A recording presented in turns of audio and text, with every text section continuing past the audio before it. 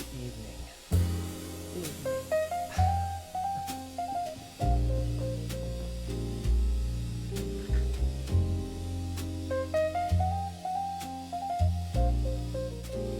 Detective Geathers.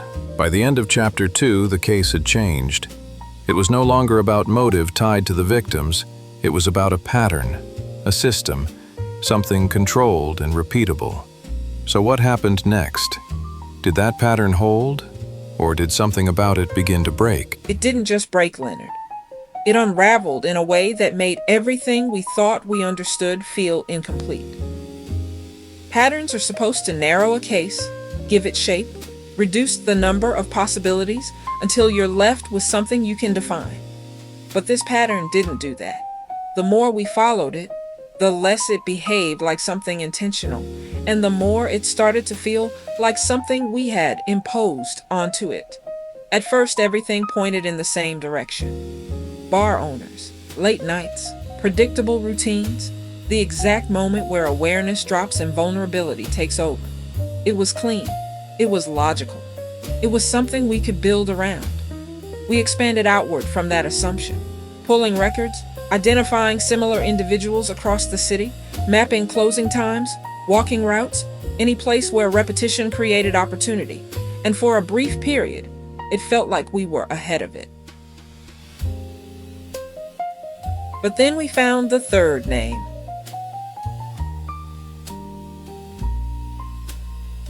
He wasn't like the others. That was the first problem.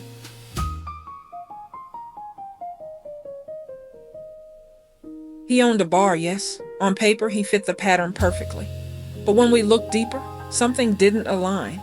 His routine didn't match the vulnerability we had built the case around. He didn't close late. He didn't walk home alone. He didn't even drink. That last detail stayed with me longer than it should have. Because it didn't fit.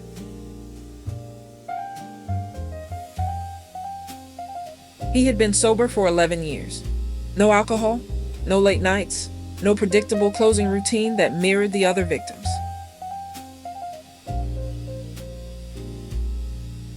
And yet, he was on the list. At first, we treated it like an error in our process, something we had misinterpreted, a connection that didn't belong. But the more we examined it, the more it refused to be dismissed. Because if the pattern didn't hold for him, then it didn't hold at all. And if it didn't hold, then we had been building the case on something that wasn't real. So the pattern you thought you understood wasn't actually the pattern driving the killings. No, Leonard. It was something we needed it to be. That's what makes cases like this so dangerous. The mind looks for structure, for repetition, for something that can be explained in a way that reduces uncertainty. But sometimes, the structure you find isn't the one that exists. It's the one that feels closest to something familiar. And familiarity creates comfort, even when it's wrong. We went back to the scenes, not physically, but mentally, stripping away everything we had layered onto them. Not bar owners, not business disputes, not shared profession, just the act itself, the timing, the movement, the execution. And when we did that, the pattern changed. It wasn't about bars. It wasn't about alcohol. It wasn't even about the victims themselves. It was about control. Each victim had been taken at the exact moment where their routine placed them in a predictable state. Not just physically predictable, but mentally. They had crossed into that space where the world narrows, where attention fades, where the body moves without conscious effort. That moment doesn't belong to bar owners alone. It belongs to anyone who repeats something often enough that it stops requiring thought. And that realization expanded the case in a way that made it far more dangerous because it meant the pattern wasn't limited. It meant the pattern was everywhere. We began looking at other cases, older ones, incidents that hadn't been connected before because they didn't share obvious similarities.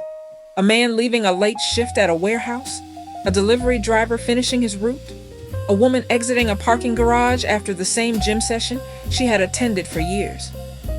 Different lives, different routines, same ending. That's when the case stopped feeling like a series of events and started feeling like something that had been moving through the city for longer than we understood. What stayed consistent wasn't the victim. It wasn't the location. It wasn't even the time. It was the moment. The exact point where routine replaced awareness.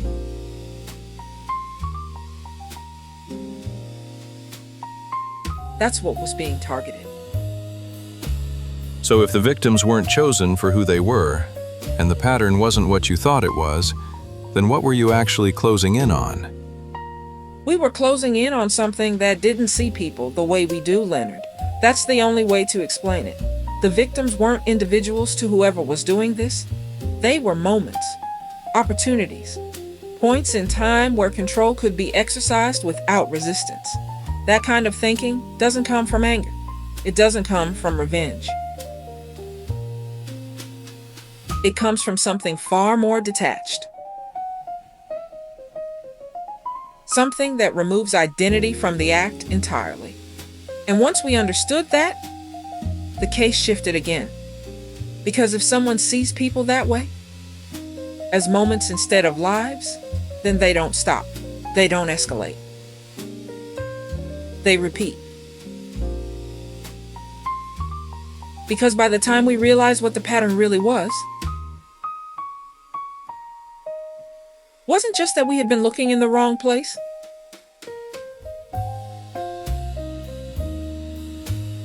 It was that we had been asking the wrong question.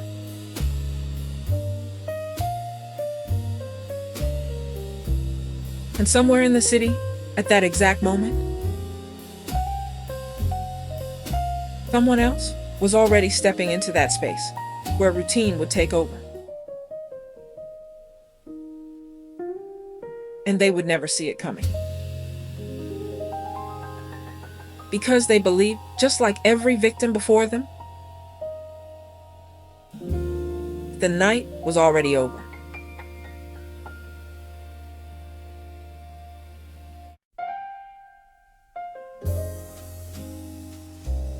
Thank you for watching this episode of Detective Geathers Case Stories. Please tune in for our next episode on this channel. Have a great night.